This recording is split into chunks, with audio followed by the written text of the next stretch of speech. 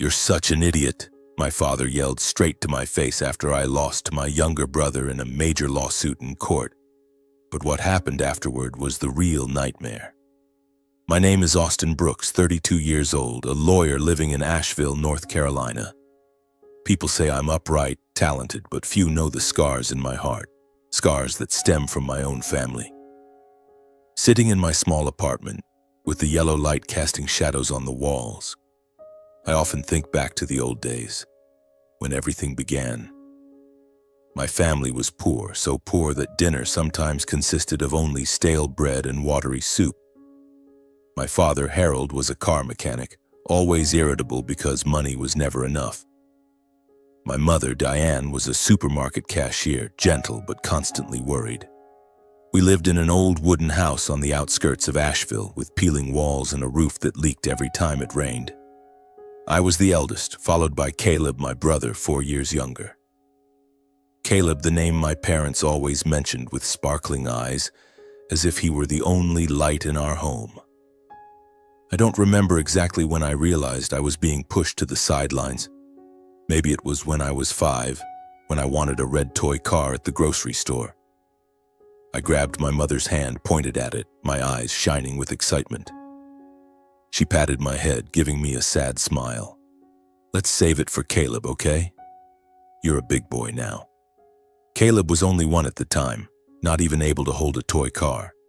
That red car ended up in his crib, and I learned to smile, pretending I didn't care. As we grew older, the favoritism became more apparent. Caleb was spoiled by our parents, from new clothes to fancy toys. I wore hand-me-downs, patched and worn, but I didn't dare complain. Once I asked my father why he didn't buy me new shoes, and he snapped, "You're old enough, figure it out yourself. Caleb's younger, he needs it more." I was 10, Caleb was 6. I told myself maybe he's right, he's still little, and I'm the older brother, I should let him have it. But giving in became a habit, a festering wound. At school I excelled, always at the top of my class, but my parents rarely praised me. If Caleb got a B, my mother would hug him, beaming, "My boy is so smart." When I brought home a scholarship, my father only nodded and said, "Good, but don't get cocky." I tried harder, thinking that if I became even better, they'd notice. But no, their eyes were always on Caleb. When I was 15, I found out Caleb was selling e-cigarettes to his school friends. Back then, e-cigarettes were illegal for students, a serious offense. Worried for him, I dragged Caleb home and told our parents. I thought they'd discipline him, but my mother just patted his head and said, "You know how to make money, so clever." My father laughed, clapping him on the shoulder. "Smart kid, but be careful." As for me, my father gave me a cold, sharp look. "Don't be a snitch and ruin things for your brother." I stood there speechless, feeling like I'd done something wrong. By the time I got to college, the unfairness was undeniable. I dreamed of becoming a lawyer, but we had no money. I applied for scholarships, tutored, waited tables, sometimes working until 2 in the morning, my feet aching, just to cover tuition. Caleb was different. My parents poured all their savings, even took out loans to get him into a prestigious law school. Caleb lived comfortably, buying nice clothes, dining at restaurants, while I survived on instant noodles in my dorm. Once I called home and asked my mother if they needed me to send money. She laughed. "No need, you take care of yourself. Caleb's the one who needs it, he's our hope."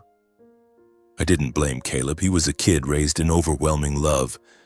But every time I heard my mother call him our hope, my heart felt like it was being crushed. I wondered, what was I to them? An older brother who had to sacrifice, or just Caleb's shadow? I graduated from law school at the top of my class, but my parents didn't attend my graduation. They were busy taking Caleb to tour graduate schools. I stood alone in the crowd, diploma in hand, fighting back tears.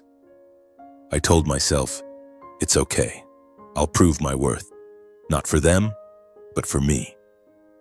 In the years that followed, I worked as a lawyer, lived frugally, and sent money home to help my parents fix the house and pay off debts. They took the money, thanked me briefly, but never asked how I was doing. Caleb was different. He became a lawyer too, but chose a different path. defending anyone who paid well regardless of right or wrong.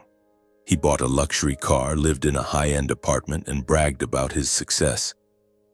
My parents were proud, boasting to the neighbors, "Our Caleb is so talented, so wealthy." As for me, they only said, "Austin, he's doing all right, just a lawyer." Then one day, my brother and I faced off in a lawsuit. It was the biggest case of my career since I became a lawyer. The case took place in Burlington, Vermont.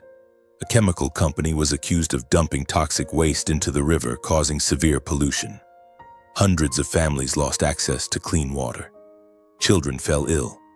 Farmland turned barren and lives were upended. I represented them, the poor, forgotten people pushed to the margins of society. To me, this wasn't just a case. It was a vow I'd made to myself to bring justice to light no matter the cost. And Caleb, my younger brother, stood on the opposite side. He represented the chemical company backed by a large team of lawyers, shiny leather briefcases, and a dense network of power.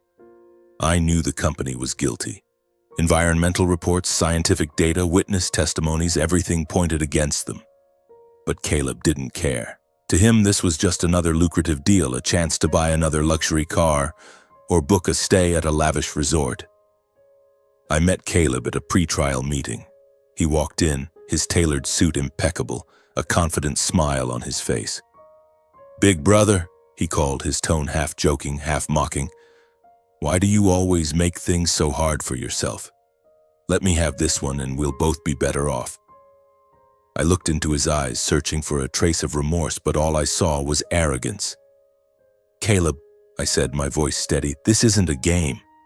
Those people are suffering." He smirked, patting my shoulder as if I were a naive child. "Justice? Money is justice, bro."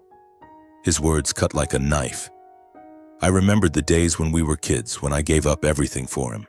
Toys, opportunities, even our parents' love. But this time I couldn't yield. Not because I wanted to beat Caleb, but because the people of Burlington deserved to be protected. News of the lawsuit reached our parents. One evening, my mother called, asking me to come home for dinner, her voice as sweet as it was when I was a child. I drove through the familiar roads of Asheville's outskirts, my heart torn between hope and dread. Stepping into the house, the smell of my mother's freshly baked cookies was as comforting as ever, but the atmosphere was heavy.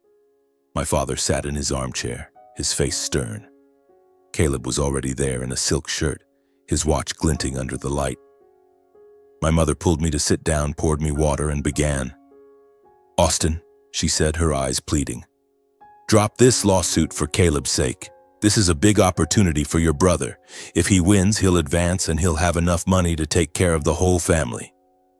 I froze, the glass of water in my hand icy cold. "Mom," I replied, trying to stay calm, "this isn't about family. That company did wrong and they need to be held accountable." My father slammed the table, his voice booming. "You're a damn fool. Are you trying to ruin your brother, to ruin this family? Do you care more about strangers than your own blood?" I looked at him, my heart aching.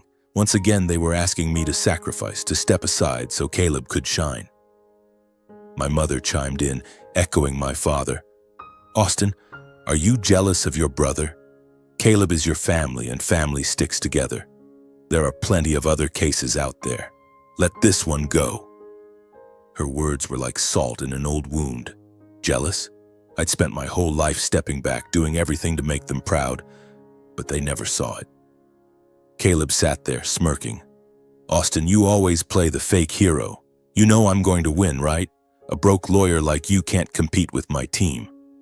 I looked at him, wanting to say something, but my throat tightened. I stood up, my voice hoarse. "This is about justice, not family. I'm not backing down." I left the house, rain pelting my face, cold and stinging. In the car, I sat motionless, listening to the rain tap against the windshield. When I was young, every time I let Caleb have his way, I told myself it was my duty as the older brother. But now, I wasn't so sure. If justice was the path I'd chosen, why did I feel so alone? In the days that followed, I poured everything into the case. I met with the families in Burlington, listening to their stories of sick children and withered fields. Each story was a reason to keep going, but every night when I returned to my small apartment, I saw my reflection on the wall. Alone. My father didn't call. My mother didn't text. Caleb, meanwhile, sent mocking messages. "Get ready to lose, big bro." I knew this lawsuit wasn't just about fighting the company or Caleb, it was about fighting my own family. I didn't want to lose them, but I couldn't betray what I believed in.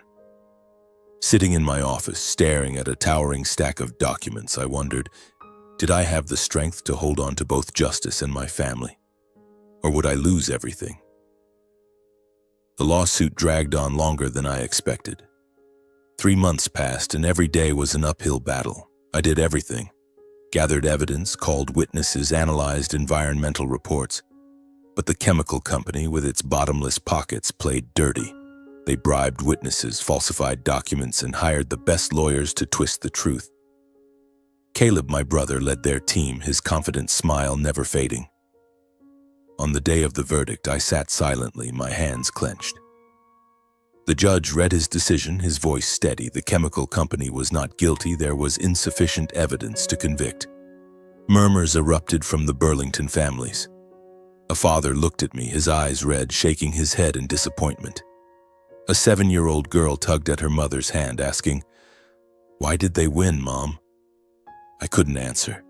I just bowed my head, feeling like the world had collapsed. I had promised them, promised myself that justice would prevail. But money won. Caleb walked over, patted my shoulder, and smirked. "Big brother, I told you. Justice doesn't buy luxury cars." I looked at him, wanting to say something, but my throat was bitter with defeat. I didn't lose because I was less skilled, but because I lacked the power that money brings. The news spread quickly. The press criticized the company, but no one could do anything. I returned to Asheville, carrying the weight of failure. My office was silent. No flowers, no thank you letters, just dim light. I thought of the families in Burlington, the children still drinking contaminated water, the barren fields. I had tried, but my efforts weren't enough. Then my mother called. Her voice was gentle, like when I was a child. "Austin, come home for dinner. It's been a while since you've been back." I was stunned. After months of cold silence, I thought maybe they wanted to comfort me, to mend things. I drove through the familiar roads, a flicker of hope in my heart. The old wooden house came into view, the smell of my mother's baked cookies wafting in the air. I stepped inside, my heart racing, longing for a hug, a word of encouragement. But I was wrong. My father sat in his armchair, his face smug. Caleb was already there in a silk shirt, his watch glinting. My mother set a plate of roast meat on the table, smiling at Caleb. "My boy, you did so well winning such a big case." I stood there, frozen. My father looked at me, sneering. "So, Austin, thought you were a hero? Lost the case, and now you see how stupid you are?" I clenched my fists, trying to stay calm. "I just wanted to do what's right," I said, my voice hoarse. "That company is guilty, Dad, you know it." Caleb laughed loudly, cutting me off. "Do what's right." "You're right. And what do you have now? No money, no fame, just the title of a failed lawyer." My mother chimed in, her tone reproachful. "Austin, why didn't you listen to me? If you'd let Caleb have it, everything would have been fine. Now what? You lost and you've embarrassed the whole family." Their words cut like knives. I had lost the case, lost the trust of the Burlington families, and now my own family was mocking me. I thought of the sleepless nights preparing documents, the times I sent money home to help my parents, the years I gave way to Caleb. All of it, in exchange for nothing but scorn. "I thought you called me here to comfort me," I said, my eyes stinging. But I was wrong. My father shouted, "Comfort? You don't deserve it. Caleb is the pride of this family." My mother turned away, avoiding my gaze. Caleb smirked. "Go home, Austin. Don't ruin our happy family dinner." I stood there, my heart shattered. I wanted to scream, to tell them about my sacrifices, but I knew they'd never listen. I left the house, rain pelting my face, icy cold. In the car, I sat motionless, listening to the rain tap against the windshield. I remembered the old days when I gave Caleb the red toy car when I worked extra jobs so he could attend a good school. I had lived my whole life for my family, but now I was just a failure in their eyes. Months passed and my parents didn't bother contacting me. For Thanksgiving, I wasn't invited. My father's birthday came and went without me. I heard Caleb bragging everywhere about his victory, calling me a delusional lawyer who only chased dreams. I didn't argue back. I just sat in my small apartment watching the rain fall, asking myself, what did I do wrong? The justice I pursued, why has it left me so alone? A year passed since the Burlington lawsuit, but the wound in my heart still hadn't healed. I lived quietly, continuing my work as a lawyer in Asheville, taking on small cases to help the underprivileged. Each day I tried to focus on justice, but the pain from my family lingered. My parents didn't call. Caleb didn't reach out.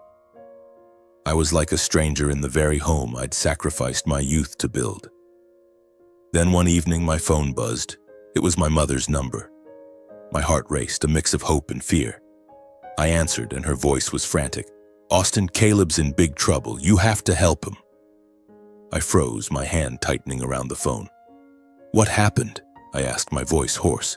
Choking back tears, she said, "Caleb's been arrested. They say he's involved in money laundering, taking bribes. Please, Austin, save your brother." I sank into a chair, my mind reeling.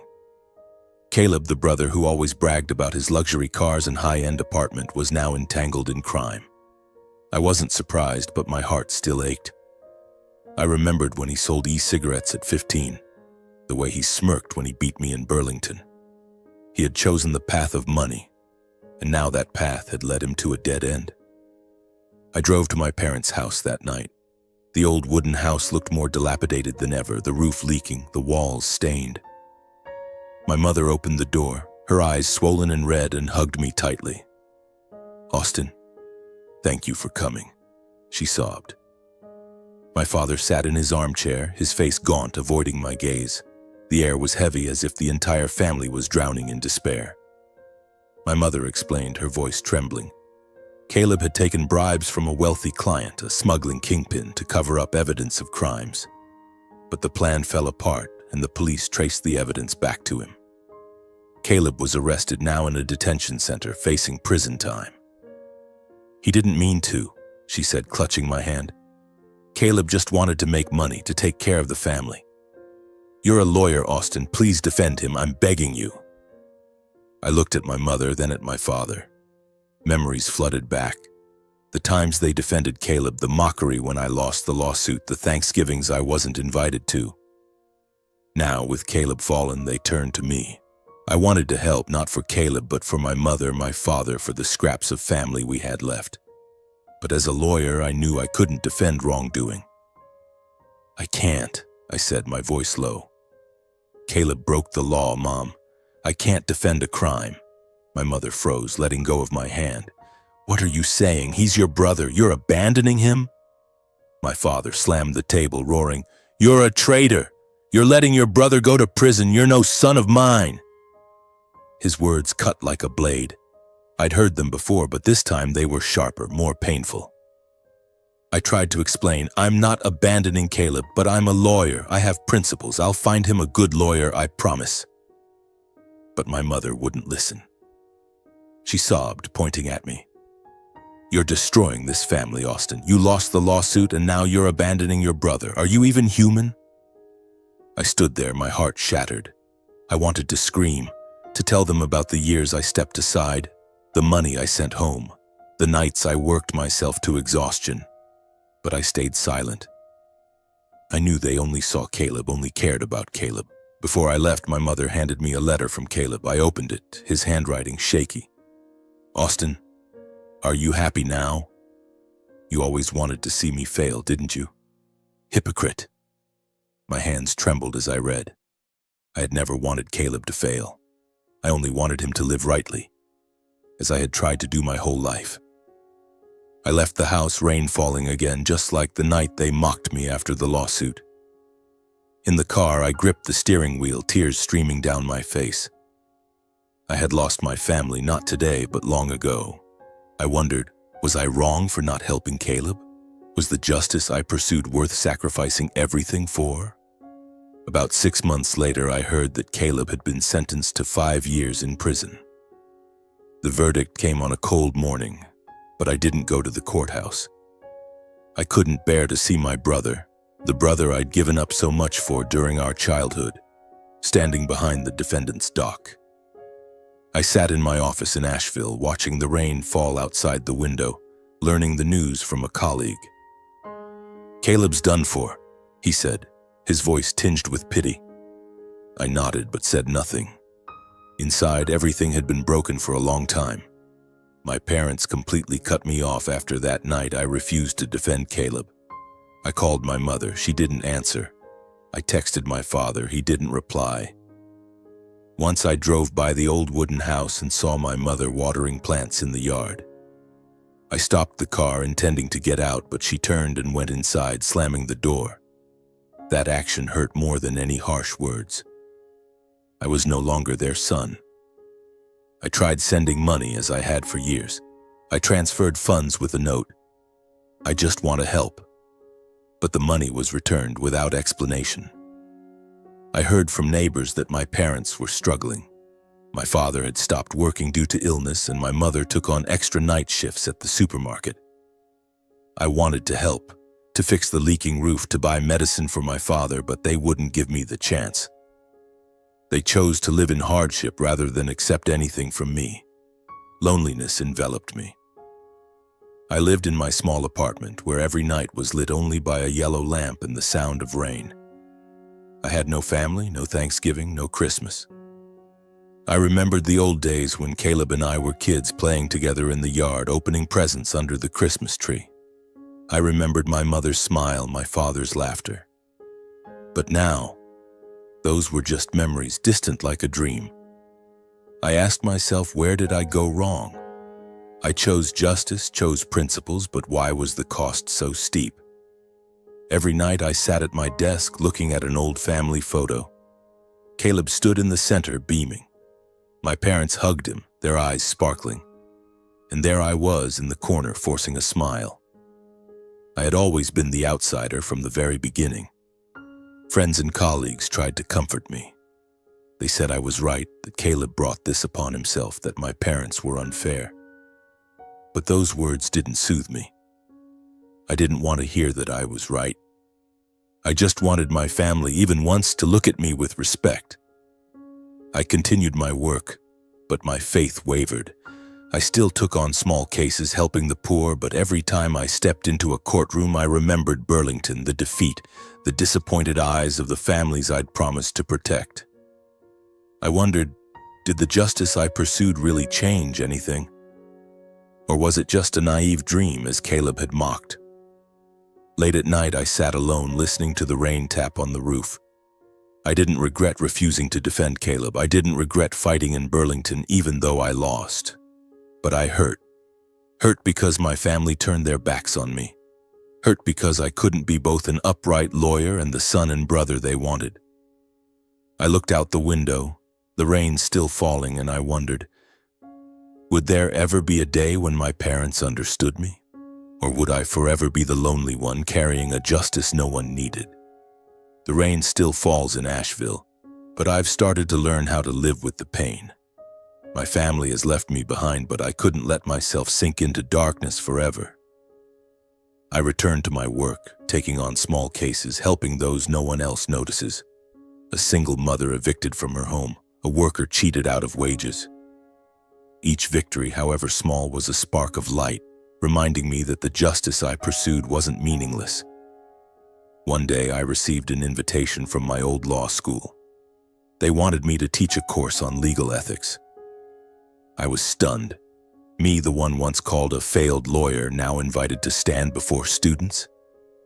I agreed, not for recognition, but because I wanted to share what I'd learned from my scars. The classroom was packed, young eyes watching me eagerly. I spoke about Burlington, about Caleb, about my family. I didn't hide my failures or my pain. Justice doesn't always win, I said, but if you give up, it never has a chance. The students clapped and a few stayed after class to ask for advice. A girl with her hair tied high said, "I grew up in a struggling family too. I want to be like you, but I'm afraid of failing." I looked at her, remembering myself at 18 working to exhaustion to afford law school. "Be afraid," I replied, "but don't let fear stop you from trying." She smiled and I saw a glimmer of hope, not just for her, but for me too. I started writing a book about legal ethics. I wrote late at night as rain tapped on the window.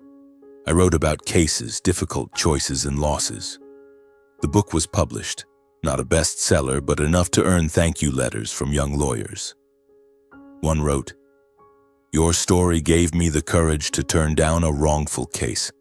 Thank you." I read it, my eyes stinging, feeling the wound in my heart ease just a little. I got involved in charity, helping poor children afford school. I met kids like I once was, bright-eyed but burdened with worry. I shared my story, encouraging them to study, to dream big. A 12-year-old boy grabbed my hand and said, "I want to be a lawyer like you." I ruffled his hair, smiling. "Then keep at it, I believe in you." My life slowly stabilized. I bought a small house on the outskirts of Asheville with a garden and a white picket fence. I planted flowers, watered them every morning, finding joy in simple things. I stopped waiting for calls from my parents, stopped hoping Caleb would reach out. I learned to forgive, not for them, but for myself. I was still alone, but I no longer feared that loneliness. I began to feel faith again.